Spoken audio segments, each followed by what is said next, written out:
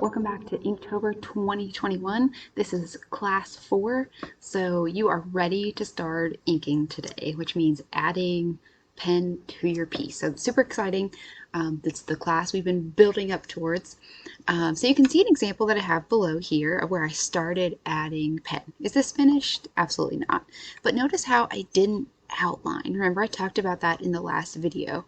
I simply started adding my lines or whatever textures you're going to use to your piece without outlining. You're going to leave those pencil lines there as long as you want. You can erase them when you're completely done and you make sure whatever ink that you're using is completely dry. But you can leave those pencil lines there. And a pro tip, which I included here in case you want to see again, I've had students before use this really good technique where they try it with their pencil first.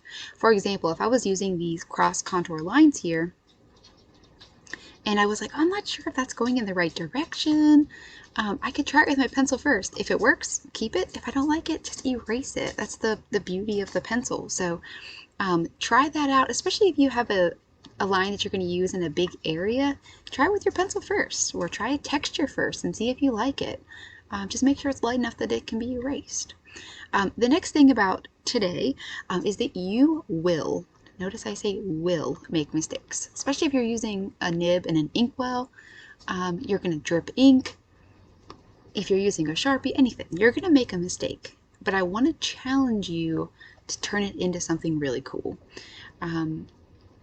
You know, I've had drips before on things. I'm like, okay, what can I make this drip? How can I incorporate this into my piece so that when I, turn it in or I show it to someone, they have no idea it was a drip, that it looks intentional.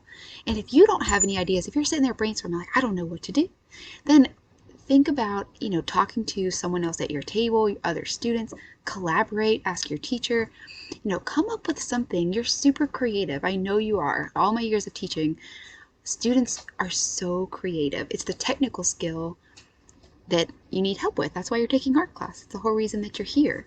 So keep in mind that you are going to make mistakes. I've been doing art for a long time and I make mistakes. Everybody does. But instead of making it, ruin your whole piece, throwing it away, I challenge you to stick with it.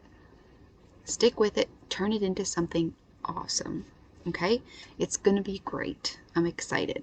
So I will leave you here.